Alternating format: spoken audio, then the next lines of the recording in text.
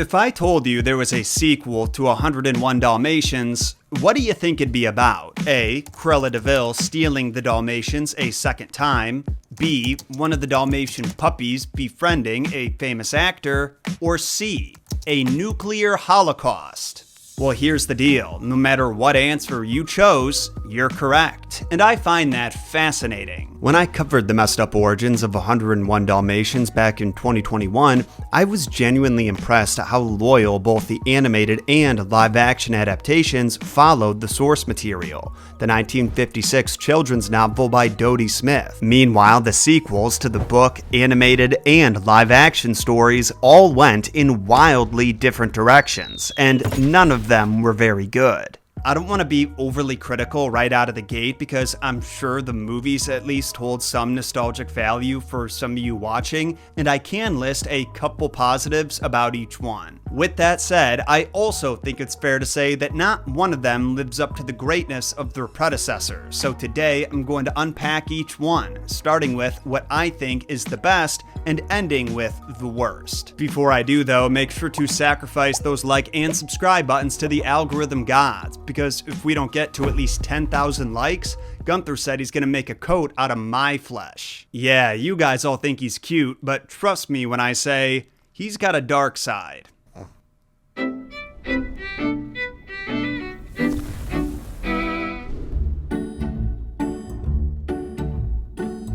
So I don't want to spend a ton of time on this movie because the story is pretty simple, but I honestly do believe that 101 Dalmatians 2 is a better film than 102 Dalmatians. And while I was not expecting it, both critics and audiences agree with me on this. Even though the main conflict is exactly what you'd expect from a 101 Dalmatians sequel, Cruella once again stealing 101 Dalmatians, it does feel a lot more original than the live-action version we're covering next section. And I think that's because of this movie's other storyline, from which it gets its secondary title, Patch's London Adventure. It's also got a surprisingly talented cast that features Jason Alexander, Martin Short, and Susan Blakesley, aka Wanda in Fairly Odd Parents and Professor Julie Langford in BioShock. Let me take you back to the first movie for just a minute though. If you read the book or watched my episode on it, you might remember that it ended with the Dearlys and their new litter of pups moving into the DeVille's abandoned mansion, Hell Hall, and the live-action movie followed its lead, with the couple relocating to a fancy mansion in the English countryside. But the animated 101 Dalmatians concludes immediately after Pongo, Perdita, and the pups reunite with the Radcliffes, so we don't see what happens next.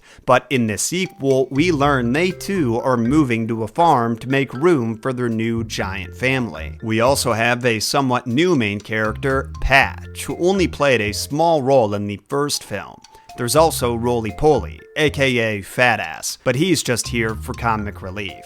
Now, poor Patch is struggling to stand out and get the attention he needs since he has 98 siblings to compete with, but he still finds joy by watching his favorite show, the Thunderbolt Adventure Hour, one of those old-timey Saturday morning shows where the good guy, or in this case, good boy, Thunderbolt, always saves the day. Personally, I thought it was a weird choice to make Patch obsessed with the TV when it was Lucky who was infatuated with it in the last movie and Cadpig in the book, but I'm pretty sure it was because Patch's Patch makes him the most distinct looking of all the Dalmatians, besides that fat piece of shit. Disaster strikes the Dalmatians on move-in day, when the family moves to their new home and leaves Patch behind. Being abandoned breaks his little heart, but the trauma pays off when he ends up meeting his hero, Thunderbolt, at a local park in London. This is only the beginning of the London adventure the secondary title alludes to, though. Thunderbolt enlists Patch to help him perform an impressive and heroic feat to impress his producers and save himself from being replaced on his own show. While this is going down, Cruella de Vil is released on probation, and she recruits an artist to make paintings with spots as a replacement for the spotted fur that she still longs for. Ultimately though, he isn't able to satisfy her, because big surprise, looking at a picture of a cigarette is not the same as smoking one. And after she and the Badun brothers steal the Dalmatians yet again, she orders Lars to make art out of their pelts, but he refuses, so she holds him captive instead. Eventually, Patch and Thunderbolt learn about the abduction and try to save the pups, but they end up getting caught and all hope seems lost. Thunderbolt isn't much help at this point either, because his ego's been shattered by his sidekick, Lil Lightning, who tricked him into thinking he was being replaced, when in reality, Lightning just wanted Thunderbolt out of the picture so he could have his own show. Thunderbolt never told Patch this was his real motive for helping people, or that he's actually a total coward in real life, so this revelation drops like a bomb on the poor little pup, but he doesn't let it slow him down for long. Patch manages to not only break out of the kennel they're imprisoned in, he saves all of his siblings as well, and after defeating Cruella in a very similar manner as how Thunderbolt took out one of his enemies on TV, the day is saved. Or at least it really should have been, but like Noah, Thunderbolt still needed an arc. So in a much less climactic moment, he knocks Cruella into a garbage can.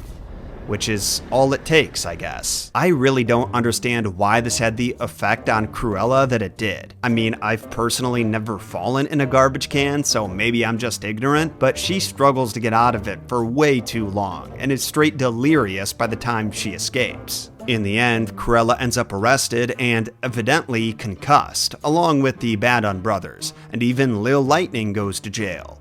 For some reason. Then Patch reunites with his family and the credits roll, while presenting a montage of newspapers to give us an epilogue on this very mid-story. Next up is a much worse story. First though, Gunther is begging me to tell you about his favorite sponsor, Sundays for Dogs.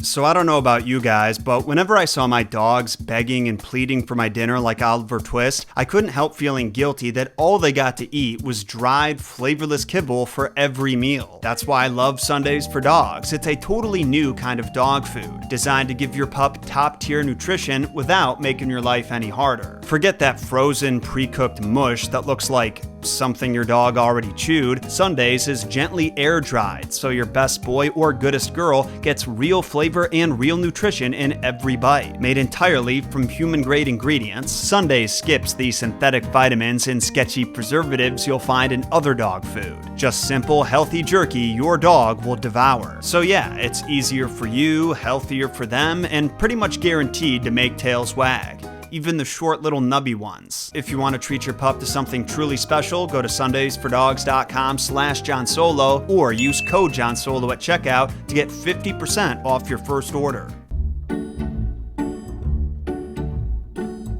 So if you held a gun to my head and made me say nice things about 102 Dalmatians, I could do it. The movie has two major strengths. The costume and set design are genuinely great, at least most of the time, and Glenn Close crushes her performance as Cruella, per usual. I'm not sure if this is true because I couldn't find another source to corroborate it, but I read on IMDb that before we got the Cruella movie with Emma Stone, Disney was originally going to make a prequel with Selena Gomez where Close reprised the Cruella role. Overall, I think the movie we ended up with was pretty good, but damn would I've liked to see how Close played the character almost 2 decades later. So 102 Dalmatians is supposedly a brand new story, but as you'll see, it follows the exact same formula as its predecessor. It opens by presenting us with a cured Cruella who's undergone intense psychotherapy during her time in prison and now loves puppies instead of just wanting to wear them. She's released on parole, and then we meet her parole officer, Chloe Simon, another Dalmatian-loving blonde lady who looks a little too much like Anita from the first movie, but is an entirely different character. The only connection between her and Anita is that she adopted one of the puppies from the original litter, the unflatteringly named Dipstick, who just welcomed his own puppies into the world, one of which is named Oddball for her curious lack of spots. Now, Chloe knows all about Cruella's nefarious deeds and obsession with fur, so she doesn't trust the black and white witch. But to Cruella's credit, she genuinely seems like she's changed for the better. She invests a fortune into the dog shelter that Chloe's romantic interest, Kevin, operates. She grooms dogs, has photo shoots with them, and even judges dog competitions. Most notably, she's an avid animal activist and protests the use of fur in fashion. But this new leaf she's turned flips right back around before too long. You see, Dr. Pavlov's methods were evidently not permanent. I thought they were going to reveal that Cruella was simply hypnotized and the chimes of Big Ben were jarring enough to break the trance, but instead, the good doctor says the bell jolted their brainwaves back to their original frequency. Which, makes sense too, I guess. Anyway, those ding-dongs triggered a traumatic transformation in Cruella, where all she could see was spots, a phrase that was used roughly 102 times across both movies. I think I'm seeing spots. Hey, seeing spots. Spots! I'm seeing spots! And so begins the movie's second act, where Cruella teams up with a guy named Monsieur Lapelt, who is apparently responsible for this atrocity. Their goal is to create the same Dalmatian skin fit from the first movie, but with the addition of a hood, which requires an additional Dalmatian, bringing the grand total from 101 to 102. And here's where I gotta point out the creativity of the movie's costume designer, Anthony Powell. Because while Cruella has turned evil at this point, she's still hiding her ferocious intentions from the public. So the first outfit we see her in after she turns heel is this dragon-themed fit. It's still an animal, but dragons have scales instead of fur, so I think it was a perfect middle ground. Not to mention, it could also symbolize Cruella's snake-like behavior as she pretends to be a good guy. From this point onward, though, the movie basically becomes a rehash of its predecessor. Cruella concocts an evil scheme where she coerces two idiots to steal a bunch of Dalmatians. The dogs spread awareness of the crime via the Twilight bark, which plays off the real-life phenomenon where one dog's bark can trigger every dog in the neighborhood to yap their furry little asses off, and ultimately, Chloe and Kevin track the puppies down to a seemingly abandoned warehouse in Paris. There's also a reference to the cartoon where Cruella drives like a maniac. There are some elements that make it feel a little fresher, like the trans-species macaw that identifies as a Rottweiler, and this time the owners take a more proactive approach in saving their dogs than Anita and Roger did, but it all feels a little too familiar, especially with how Cruella is ultimately defeated. You'll remember that in 101 Dalmatians, Cruella winds up getting her ass kicked in an abandoned barn by a bunch of animals who knock her into a tub of molasses before catapulting her into a pile of horse shit. Well, a more sanitized but still disgusting punishment awaits her in 102 Dalmatians. For some reason, Lapelt's abandoned warehouse is attached to a bakery's kitchen that no one is working in. Cruella gets yolked, battered, blended, and then baked into a cake. Listen, I don't know why I'm okay with her surviving a horse kicking her a full 20 feet in the air through a pane of glass and into a pile of poop, but I just can't get behind her being cooked inside an oven. I do love that it's a similar ending as the witch in Hansel and Gretel. That part just feels right to me, but she should absolutely be dead after that. This would have fit much better in an animated movie, but no. Instead, we got that garbage can KO. Now, like I said, I'm not trying to ruin any nostalgic memories for those of you who enjoyed this movie as a kid, but ultimately, it's just not a good sequel. It's essentially a remake of the first movie, but it doesn't do anything better. Let me tell you though, the same cannot be said for the book's sequel, which takes the plot in a direction I don't think anyone saw coming. I'm not gonna lie to you guys, I really didn't enjoy this book. I think I enjoyed it the least out of everything I've read for messed up sequels and messed up origins. And I really didn't want to say that. if you go back and watch my first episode on the first book, I sing its praises, and I meant every word. Some of the enjoyable moments of the first book do show up in this one. Like, I honestly think the author, Dodie Smith, does a great job describing the world through a dog's perspective, and there's a handful of fun moments sprinkled throughout it. But it's the plot that blows. That being said, if you've been paying attention to news in the US, the message this story communicates is a lot more relevant today while I'm recording this than it was just last week when I finished writing the script. Let me explain. This book opens with Pongo, the daddy Dalmatian, waking up at 10:15 a.m., much later than usual, and he realizes his pets, the Dearlies, are still sleeping. He tries to wake them up by barking and pawing with their faces, but they just won't budge. He could see them breathing, but they're completely unconscious, and neither he nor his wife Mrs. nor any of their children know why. Now at first, Pongo is concerned that he and Mrs. are going to be trapped in the bedroom since he can't reliably open doors with his paws, but it turns out he's gained a new ability. He can now influence the world around him telekinetically, or the word Dodie opts to use is metaphysically. Basically, he can use the Force, and I wish I was kidding. This is honestly my first major problem with the story. You see, after a visit from their neighbor, the sheepdog who assisted them with their escape in the previous book, they learn that his humans are asleep as well. Then, by speaking telepathically with all the other dogs around England, including their daughter, Cadpig, who now lives with the Prime Minister, they learn that all the humans are asleep. It's an intriguing mystery for sure, but what I hate about it is that whenever the dogs are presented with a new challenge that they would normally need their masters for, Dodie solves it using magic. How do the dogs eat? Oh, they're just not hungry. That long, treacherous journey from Hell Hall to London they took in the last book, this time they can just fly there. But they call it swooshing, and although they're moving like 30 miles an hour, the wind doesn't blow their ears or tongues back because magic. Now, this isn't to say the dogs have unlimited power. They're not omnipotent, but Mrs. figures out that anything they have to do to solve the mystery, they can just do, which is really exciting for them, but pretty boring as a reader. For example, they could open the Dearlies' front door in order to get outside, but they can't open every door in London and ransack all the fridges, because they don't have to. I can see why Dodie did this, because otherwise she'd have to think up 100 different solutions for all the specific little problems they'd come across on their journey, but personally, I'd find that a lot more fascinating than they can do this because if they couldn't, the story wouldn't happen. Anyway, Pongo, Perdita, and about 50 of their children swoosh their way to London, including that tub of lard Roly-Poly,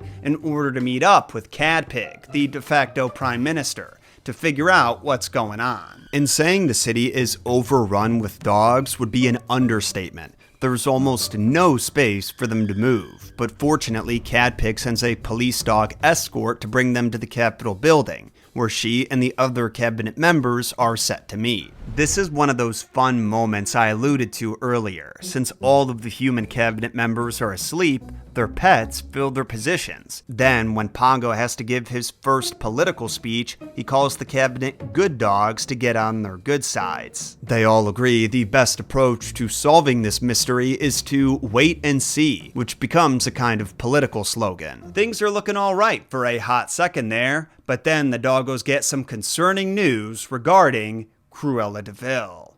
Now, if you're thinking that Cruella would obviously be asleep just like all the other humans are, I wouldn't be so sure, because as the dogs point out, we aren't positive that she even is human. She might be a devil. With this in mind, the dogs take it upon themselves to check on her, so they swoosh on over to her new place and let themselves in. Much to the dogs' relief, Cruella and her husband, the furrier, are sound asleep in their beds, although they don't look nearly as peaceful as the Dearlies or the Prime Minister. It's here that we also get a little update on what Cruella's been up to since the last book. At the end of that story, she and her husband fled to Paris, where they started a new business in making plastic raincoats. But since moving back to London, they appear to have replaced the plastic with tin, almost like Cruella wore them as suits of armor. Anyway, now the dogs knew that Cruella wasn't a threat, and certainly not behind the sleeping curse that's been placed on all humans. That doesn't stop a Jack Russell Terrier and Staffordshire from suggesting they kill her anyway,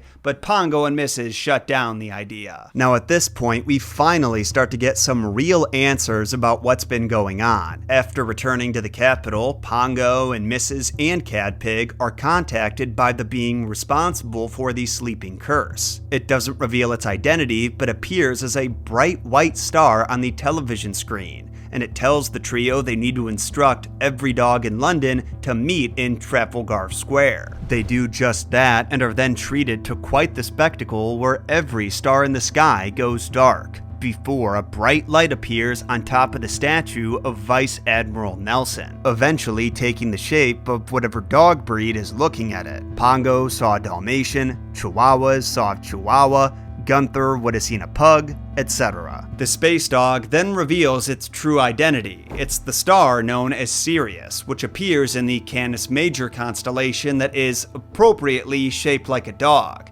and it's here to give all the dogs in the world a choice. Sirius says that eventually humans are going to kill each other. They're going to drop bombs and blow each other to bits, while countless innocent dogs die, and the ones who survive will have miserable lives. With this in mind, he's offering them a choice. They can stay here on Earth and suffer alongside the humans, or they can join him in space, where they'll experience pure bliss, perfect happiness, forever. He also adds that when humans wake up, they'll be in a dogless world and forget that dogs ever existed. But Mrs. points out there are leashes and kennels and toys and dog food that'll act as reminders, to which Sirius responds, "Yeah, I'll figure that out later." Just another example of Dodie not dealing with the flaws in her own premise. Between the dogs being able to do whatever they need to move the plot forward and the all-powerful being responsible for this conundrum not having a real solution,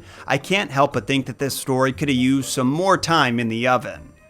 Or in the garbage can. Anyway, Sirius offers the dogs a choice and then tells them they only have 1 hour to decide, which Pongo finds pretty manipulative. In the end though, the crowd of dogs all came to a consensus, and they agree that Pongo gets to make the final decision, since they've been following his lead this entire time. Pongo has a lot to consider. Most of the dogs don't want to leave their masters, but what about the strays who live tough lives out on the streets? It turns out even the strays would rather risk staying here on Earth, even if there was a small chance they'd get to live a happy life with a human. Ultimately, the decision is sort of made for Pongo. When Sirius returns, he receives a telepathic message from all the dogs on Earth declaring that they aren't going anywhere, which is the answer I'd like to think our dogs would give. Listen, I may have just equated this book to literal trash, but that moment at the end really did tug at my heartstrings a bit. Because if you really do imagine that your dog was offered the same choice and what would be going through their mind,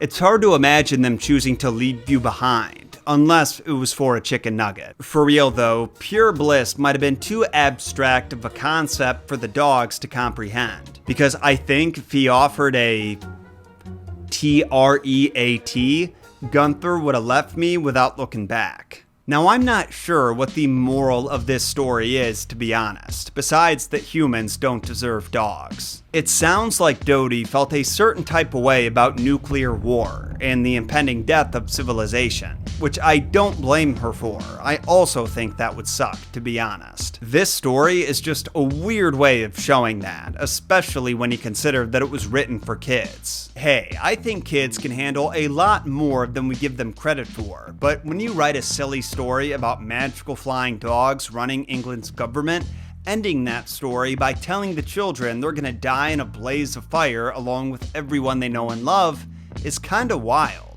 Granted, she didn't use that exact terminology, but that's exactly what's implied. Definitely gives me the same vibes as the original Iron Giant story, and to a lesser extent, the Iron Woman, which we talked about a few months ago. However, if you look at the time period that she wrote this story in, that message might not be as out of pocket as it seems. Because in 1967, nuclear war was extremely relevant. The Cold War had been going on for 2 decades, the Cuban Missile Crisis happened just 5 years prior, and we can't forget the infamous duck and cover survival method that kids were taught in school. So, at the time, this book would not have been most children's introduction to the topic. That doesn't make the story any better in my opinion, but maybe it resonated more with kids reading it in the 60s and the parents who read it with them, especially the ones who had dogs. It's also worth mentioning that when I read this book about a month ago, the topic of nuclear war was not as relevant, at least not in my world, where I consume as little news as possible. That being said, it's been impossible to ignore the recent news about the United States and Iran. I'm not going to get too deep into it because I don't know enough to, but this book could not have been a more relevant topic to cover this week. So with that in mind, I do want to say to all of our viewers around the world that I hope you and your loved ones are safe